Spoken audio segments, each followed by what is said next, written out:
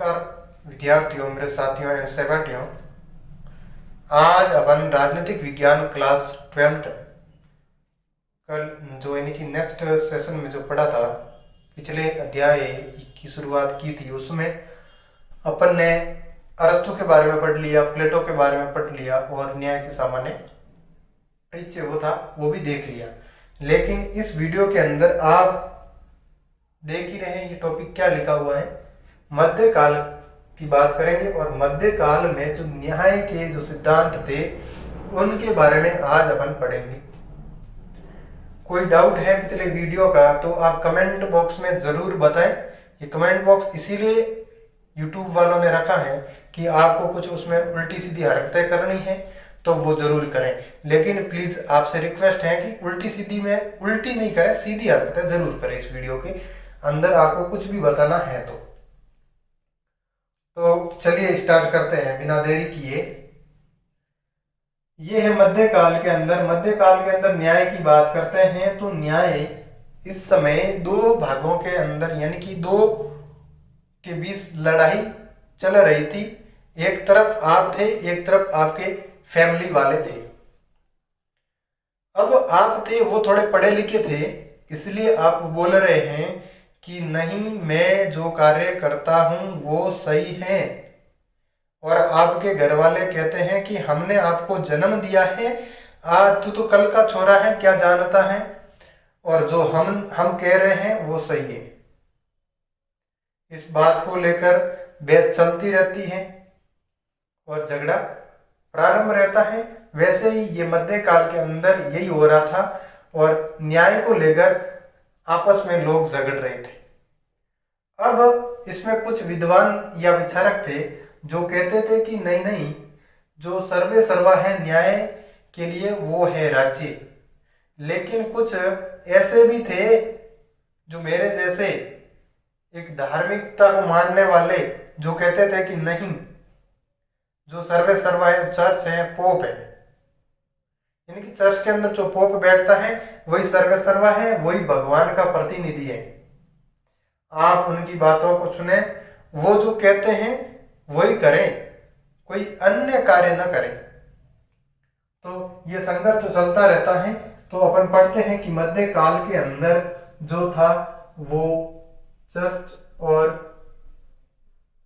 राज्य के बीच संघर्ष,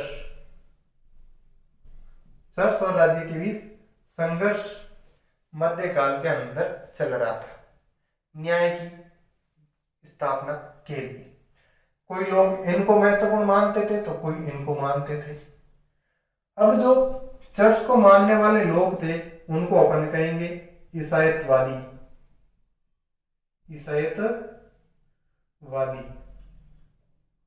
पोस्ट में चर्च कह दीजिए। और जो राज्य का समर्थन करते थे और उनको बोलेंगे अरस्तुवादी, क्योंकि अरस्तु खुद एक राज्य का समर्थन करता था, यानी कि कानून व्यवस्था का समर्थन करता था, और वो कानून व्यवस्था राज्य द्वारा बनाई जाती थी। आपने पढ़ा था सुधारात्मक के अंदर या फिर वितरणात्मक न्याय के अंदर। वितरणात्मक में आपने पढ़ा था संसद कानून बनाती है, और वहीं आपने सुधारात्मक में पढ़ा था तो न्यायपालिका कानून बनाती है। तो अपन ये कहीं न कहीं राज्य का जो समर्थन कर रहे थे, इसीलिए अपन इसको अरस्तुवादी भी बोलते हैं। और ये जो चर्च का जो समर्थन करते हैं उनको ईसाईयतवादी बोलते हैं।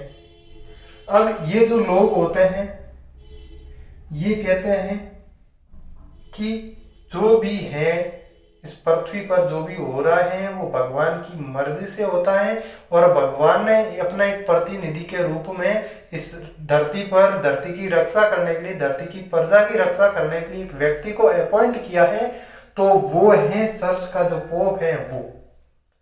अब ये पोप क्या करेगा? पोप ही क्या करेगा?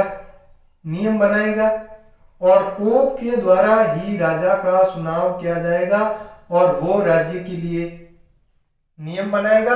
लेकिन जो राज्य के लिए नियम बनेंगे वो किसकी मर्जी से बनेंगे? वो पोप की मर्जी से बनेंगे। इसीलिए ये पोप यानी कि चर्च को ज्यादा महत्वपूर्ण मानते हैं या समर्थन करते हैं। इसमें जो विद्वान है उसमें अपन पढ़ते हैं सेंट ऑगस्टाइन, यानी कि संत ऑगस्टाइन या सेंट ऑगस्टाइन एक ही है।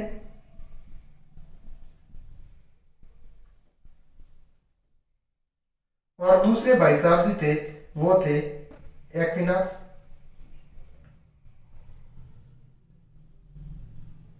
इनमें कोई दिक्कत हो तो बताइए।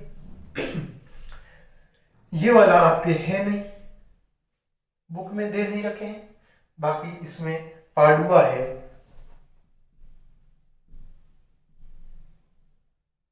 एलिगिरा है,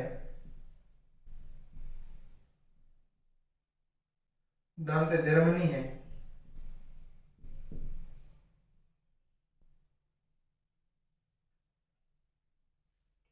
और भी मेकियावली है वगैरह। तो अपन आज पढ़ते हैं सेंट ऑगस्टाइन के बारे में पढ़ेंगे, और उसके बाद संत ऑगस्टाइन को पढ़ने के बाद एक्विनास के बारे में पढ़ेंगे। तो ऑगस्टाइन को लेते हैं। ऑगस्टाइन थे, इन्होंने क्या कहा? इन्होंने कहा कि जो ये राज्य हैं मध्यकाल के अंदर, जो राज्य हैं वो दो प्रकार के होते थे।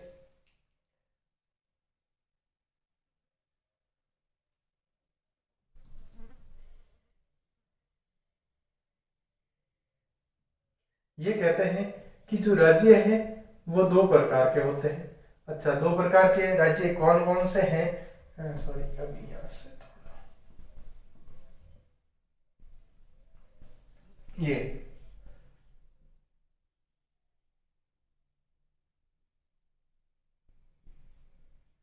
ये दो प्रकार के राज्य की बात करते हैं सेंट ऑगस्टाइन।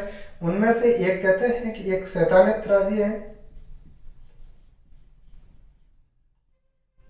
दूसरा है वो है ईश्वरीय राज्य।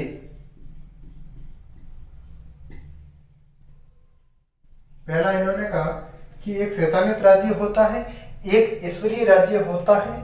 और इन्होंने कहा था कि जो ये राज्य होता है ये भौतिकवादी राज्य है, ये सल कपट वाला राज्य है, और ये राज्य निम्न कैटेगरी का होता है। ये उच्च स्तर का नहीं है, ये निम्न स्तर का है। और ये जो राज्य होता है ये ईश्वर के द्वारा बनाया गया राज्य है, ईश्वर के प्रतिनिधि के द्वारा बनाया गया राज्य है, इसीलिए ये उस स्तर का राज्य है। और ये हमेशा नैतिकता की बात करता है, क्योंकि ईश्वर हमेशा किसी के साथ कोई भेदभाव नहीं करता है, सभी के कल्याण की बात करता है, सभी के नैतिकता की बात करता है, इसलिए वो राज्य नैतिक राज्य होगा। ये बात सेंट ऑगस्टाइन कहता है। मतलब यहाँ नैतिकता के नियम बनेंगे और यहाँ भौतिकवादी नियम बनेंगे। और जहाँ भौतिकवादी नियम बनते हैं वहां कहीं ना कहीं कहते हैं कि भेदभाव होता है किसी के साथ में। और इसमें क्या होते हैं कि जो उच्च वर्ग इनके लोग होते हैं वो क्या करते हैं, अपने अकॉर्डिंग नियम बनाते हैं। इसीलिए ये राज्य है, इनका मैं समर्थन नहीं करता हूँ। इनकी मध्यकाल के अंदर ये कहता है कि ये जो राज्य है ये सही नहीं है, और जो राज्य सही है वो ये राज्य सही है, ईश्वरीय राज्य, इनका ये खंडन करता है। ठीक है, तो इन्हीं से ये जो सिद्धांत है, इन्होंने ये जो सिद्धांत दिया था वो दिया था सिटी ऑफ गॉड। इनकी एक पुस्तक है जो 427 ईस्वी के अंदर लिखी गई थी, ईसा पूर्व लिखी गई थी। और इनके टोटल कितने भाग हैं? 22 भाग है इस किताब के। और इस किताब का लैटिन भाषा के अंदर जो नाम बताया गया है वो है डी सिविटेट। डी सिविटेट ये इनकी पुस्तक का नाम है। अब अपन एक्विनास के बारे में पढ़ते हैं। तो एक्विनास ने बताया था, एक्विनास से पहले थोड़ी एक बात और याद रखना। तो संत ऑगस्टाइन ने जो दास प्रथा थी, अरस्तु जिनका समर्थन करता था दास प्रथा का, और एक निजी संपत्ति, दास प्रथा और निजी संपत्ति, कहता है कि व्यक्ति को निजी संपत्ति रखने का अधिकार है और राजा को दास रखने का अधिकार है या फिर उच्च वर्ग को दास रखने का अधिकार है। ये बात सेंट ऑगस्टाइन भी कहता था और अरस्तु भी करता था इस बात का समर्थन। अब पढ़ते हैं एक्विनास के बारे में। एक्विनास से पहले इसकी जो परिभाषा है किताब के अंदर कुछ 2-3 परिभाषा है वो देखते हैं। बी, प्लेटो की भांति प्लेटो की तरह न्याय को क्या मानता था? एक मूल यानी कि मौलिक सद्गुण मानता था।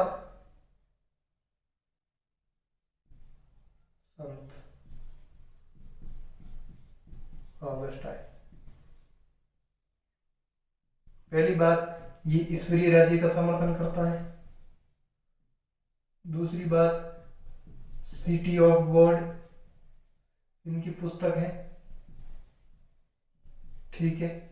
अब इनकी कुछ परिभाषा है न्याय से संबंधित वो देखते हैं। तो परिभाषाओं के अंदर सबसे पहले जो एक परिभाषा दी थी सेंट ऑगस्टाइन ने वो दी थी, हम सभी अपेक्षित हितों को साधने में सहायक बने। हम सभी अपेक्षित हितों को साधने में सहायक बने।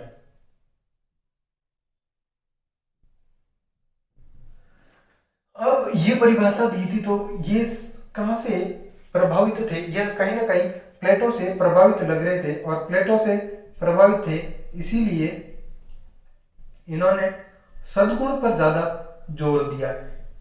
ये भी प्लेटो की तरह ये कहते हैं कि जो मौलिक गुण है वो सद्गुण होना चाहिए, व्यक्ति के अंदर अच्छे विचार होने चाहिए, ताकि अच्छे विचार होंगे तो वो पोप बन जाएगा यानी कि राजा का प्रतिनिधि तो बनेगा, और राजा का प्रतिनिधि मतलब मंत्रीगण, और राजा भी क्या है उसके अंदर ज्यादा चरित्रवान विवेकशील गुण है इसलिए वो पोप का प्रतिनिधि रहेगा, और पोप के अंदर उससे भी ज्यादा सद्गुण है इसलिए वो ईश्वर का प्रतिनिधि है। यानी कि ये कहीं ना कहीं सद्गुणों की बात जरूर करता है और वो कहीं ना कहीं प्लेटो को पढ़कर जरूर आया था, यानी कि प्लेटो की किताब को जरूर इसने कहीं ना कहीं पढ़ा था, रिपब्लिक को। उसके बाद में ये कहता है एक और इसकी जो महत्वपूर्ण परिभाषा है वो कहता है कि जिन राज्यों के अंदर एक ऐसे राज्य होंगे जिन राज्यों के अंदर शांति नहीं है, जिन राज्यों के अंदर अशांति है यानी कि चोर लुटेरे रहते हैं, उन राज्य में न्याय कभी नहीं रह सकता, न्याय कभी हो ही नहीं सकता उस राज्य के अंदर। इसीलिए ये कहता है कि अगर ऐसे राज्य की समाप्ति करनी है तो पोप के द्वारा ही राजा को नियुक्ति मिलनी चाहिए और पोप के नियमों के अकॉर्डिंग ही राजा को कार्य करना चाहिए। इसलिए ये कहता है कि जिन राज्यों में चोर लुटेरे यानी कि चोर उच्चक के रहते हैं उन राज्यों में न्याय नहीं रहता है, ये बात सेंट ऑगस्टाइन कहते हैं। अब एक नोट करके बात याद रखने वाली ये बात है, अपन कहते हैं कि भाई ये प्लेटो को मानता था तो प्लेटो के सद्गुणों की तरह ये बात करता है कि सद्गुण होने से व्यक्ति के अंदर, तो ये कहता है तो अपन सीधी मानते हैं कि कर्तव्य पालन पर ये ज्यादा बल देता है और ये कर्तव्य पालन की बात करता है। और कर्तव्य पालन की बात करता है तो एक बात मानने में अपने को कोई हर्ज नहीं है कि ईश्वर के प्रति, ईश्वरीय राज्य के प्रति व्यक्ति के कर्तव्य पालन को ही ये न्याय मानता है। ये कहता है कि ये जो ईश्वरीय राज्य है और ईश्वरीय राज्य में व्यक्ति को कर्तव्य पालन, उस व्यक्ति का कर्तव्य पालन क्या है कि ये जो राज्य है इसके जो राजा है और राजा के द्वारा जो नियम बनाए गए हैं उनका पालन करें, ये बात कहता है।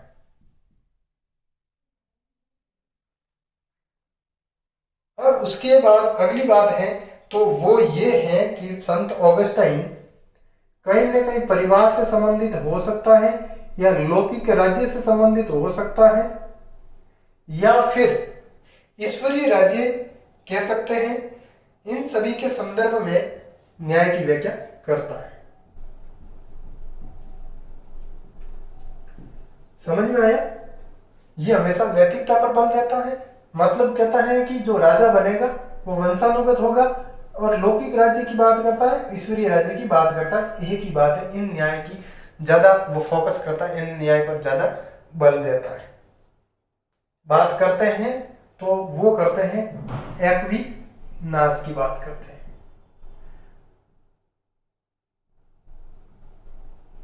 चलिए, एक्विनाश ये भी ईश्वरीय राज्य की तरह ही है, ईश्वरीय राज्य के समर्थन करता है, और ये एक ट्रायंगल यानी कि ज्ञान के 3 स्तरों का वर्णन करता है।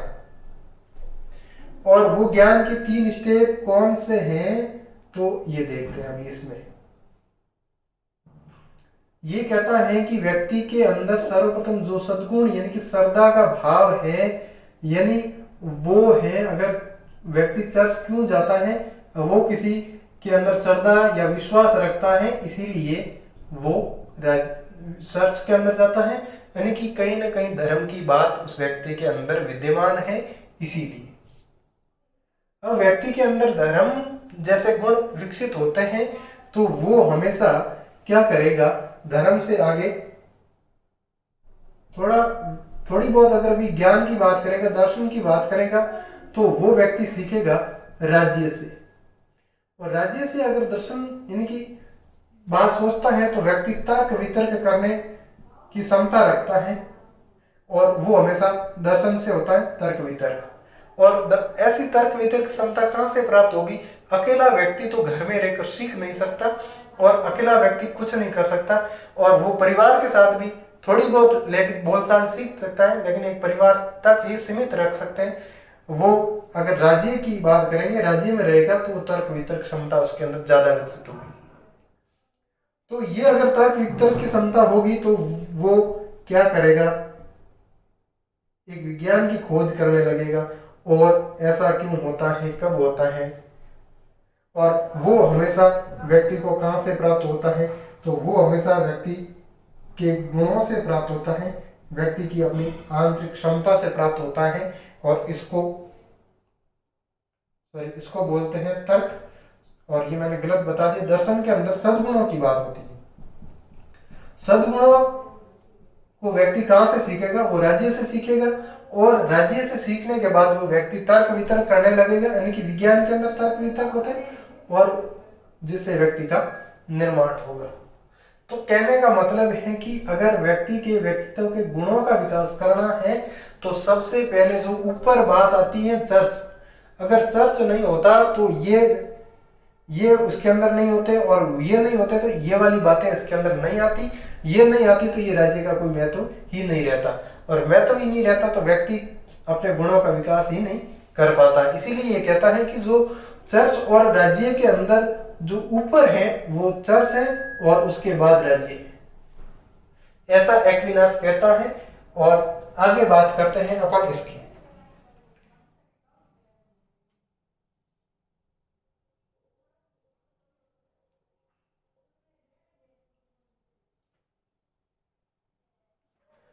अब एक्विनास जो सबसे पहले ज्यादा समर्थन करता है वो समानता का करता है,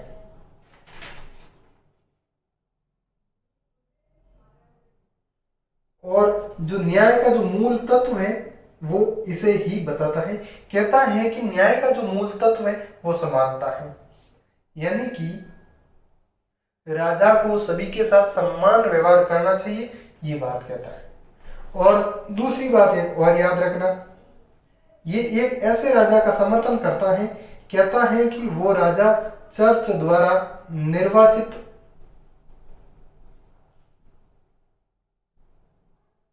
होना चाहिए, यानी कि उस समय राजतंत्र हुआ करता था, और वो राजतंत्र का जो किस तरह का राजतंत्र की बात करता है, वो कहता है कि पोप के द्वारा एक मंत्री परिषद बनाई जाएगी, और उसके द्वारा ही राजा का चुनाव किया जाएगा। ये बात तो सीधी सीधी बात है कि इसमें भी वो कहीं ना कहीं चर्च को इन्वॉल्व करता है, और सर्व चर्च है, और चर्च के जो पोप है उनको राजा से ऊपर बताना चाहता है। उसके बाद बात आती है जो कानून और न्याय की।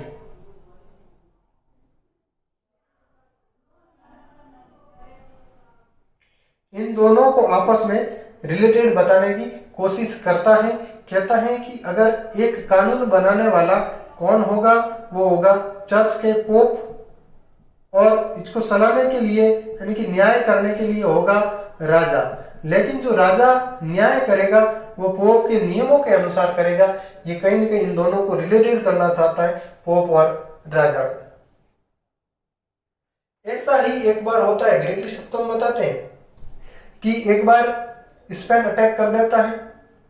स्पेन ने अटैक किया और उस समय राजा गए पोप के पास कि सर हमारी मदद कीजिए, उन्होंने अटैक कर दिया है। तो बोलिए कुछ नहीं, आप हथियार सैनिक वगैरह मत रखिए, कुछ नहीं होगा, होना है जो भगवान करेगा, उनके हाथ में है, आपके हाथ में और मेरे हाथ में क्या है। और उन्होंने कहा भगवान से मैं प्रार्थना करता हूँ, भगवान को मैं बोलता हूँ आपकी प्रार्थना, आपकी जो समस्या है उनका समाधान करें, आप बस शांति से बैठ जाए। और इतने में क्या होता है, वो अटैक कर देता है और अटैक करने के बाद पूरा का पूरा मिस्र तहस नहस हो जाता है। अब यूनान के अंदर अटैक होने के बाद, ये इतने होने के बाद भी राजा को जब पोप के सामने लाया जाता है, राजा जब पोप के सामने जाता है और पोप को बोलता है सर आपने बोला था कि हमारी भगवान रक्षा करेंगे, लेकिन भगवान ने तो रक्षा की नहीं। तो उन्होंने कहा मैंने तो ऐसा प्रजा के सामने उन्होंने स्पष्ट तौर पर मना कर दिया, मैंने ऐसा कब कहा कि भाई भगवान आएंगे और वो बचाएंगे। मैंने तो ऐसा कहा कि आप भगवान की जो है वो प्रार्थना करें, और ऐसा मैंने कब कहा कि आप सैनिक मत रखें। लेकिन जब पहले बात थी उन्होंने स्पष्ट कहा कि आप सैनिक मत रखना, जब जरूरत होगी भगवान सैनिक भेज देगा। तो वो बेचारा निठल्ला होकर बैठ गया, क्यों करेंगे। अब आप कोई घर वाले बोल दें कि कल से स्कूल जाना बंद बेटा, कोई दिक्कत नहीं, सरकारी नौकरी मैं लगवा दूंगा, मैं हूं ना यहाँ आपके लिए जो करने के लिए। अब शुरुआत से आपको यही सुनने को मिलता है कि हम जो करेंगे वही आपके लिए सर्वे सर्वा है, आपको कुछ नहीं करना, बस घर बैठे रोटियां तोड़नी। तो आप वही कार्य करेंगे जब आपको ऐसा बोला जाए कि नहीं, आने वाला टाइम आपके लिए बड़ी मुश्किल से निकलने वाला है, आप पढ़िए, आप स्कूल जाइए और आप नौकरी के लिए तैयारी करिए, तब तो आप जाके पढ़ते हैं। अगर ऐसा ही बोल दें कि बस रोटी मिल जाएगी आपको एक टाइम, जाने इधर उधर जाने के लिए आपको 4 व्हीलर मिल जाएगी और आपको अच्छा सा मोबाइल मिल जाएगा 30-40 हजार का, तो आप फिर क्यों मेहनत करेंगे। तो वो राजा थे, उन्होंने बोला राजा तो अपन है ही है, चलो पोप के नियम में से चलो, या राजा अन्य किसी नियमों के द्वारा संचालित हो, उससे बेहतर अच्छे से बैठा तो है। तो फिर ऐसा होता है, उनको सजा के प्रावधान होता है, तो वो पोप सीधा सीधा बोल देता है कि मैंने तो इनको पहले ही बोला था आप सैनिक व्यवस्था करें, लेकिन इन्होंने व्यवस्था की नहीं, और प्रजा के सामने अपने को श्रेष्ठ बताते हैं पोप, और उस राजा को फांसी की सजा सुना दी जाती है और सरेआम चौराहे पे उनको लटका दिया जाता है। तो ये थे पोप पे ज्यादा ही षड्यंत्र ज्यादा करते थे पोप। अब उसके बाद में इनकी एक किताब है सुम्मा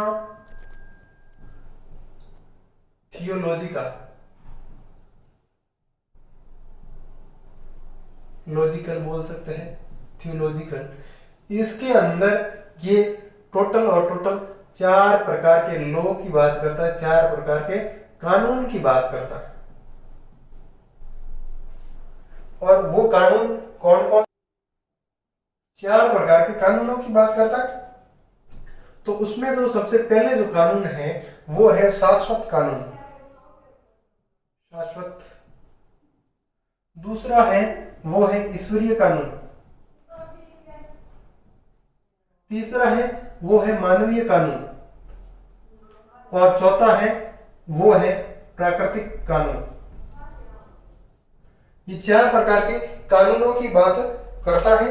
उसमें सबसे पहले अपन शाश्वत कानून की बात करते हैं कि ये एक्विनास कहता है कि ये कानून है, ये कानून केवल उन्हीं को प्राप्त होता है जो बहुत ज्यादा अंतर्दृष्टि यानी ध्यान रखते हैं, और ऐसे मनुष्य की समझ से ये परे है, क्योंकि मनुष्य सृष्टि का निर्माण नहीं करते हैं और न ही सृष्टि कब समाप्त होगी उसका उनको पता है। इसीलिए मनुष्यों को ये ज्ञान प्राप्त नहीं है, ये केवल और केवल देवताओं को प्राप्त है। इंद्र भगवान महेश, जो शिव जी ब्रह्मा वैश, उनको पता है। और जो ईश्वरीय ज्ञान है, ये जो ईश्वरीय कानून की बात करता है कि ये कानून केवल और केवल ये डिफेंडेड इस पर है कि जिनको शाश्वत कानून पता होते हैं उन पर आधारित है ये ईश्वरीय कानून, और ये कहते हैं कि हाँ ये मनुष्यों को भी प्राप्त हो सकता है, ऐसा नहीं है कि नहीं हो सकता है, लेकिन ये शाश्वत कानून के निकट है और ये ज्ञान उन्हीं को प्राप्त होता है जो एनी टाइम ईश्वर की भक्ति करते हैं, ईश्वर की भक्ति करते हैं और ईश्वर के निकट हैं, उनको ये ईश्वरीय ज्ञान, ईश्वरीय कानून पता होता है, अन्य किसी को नहीं। ये इनके निकट तो है ही। शाश्वत कानून के निकट कौन सा? ईश्वरीय कानून। और मानवीय कानून के निकट ये किस कानून के निकट है? तो वो है ईश्वरीय कानून के निकट। ये तो इसके निकट है।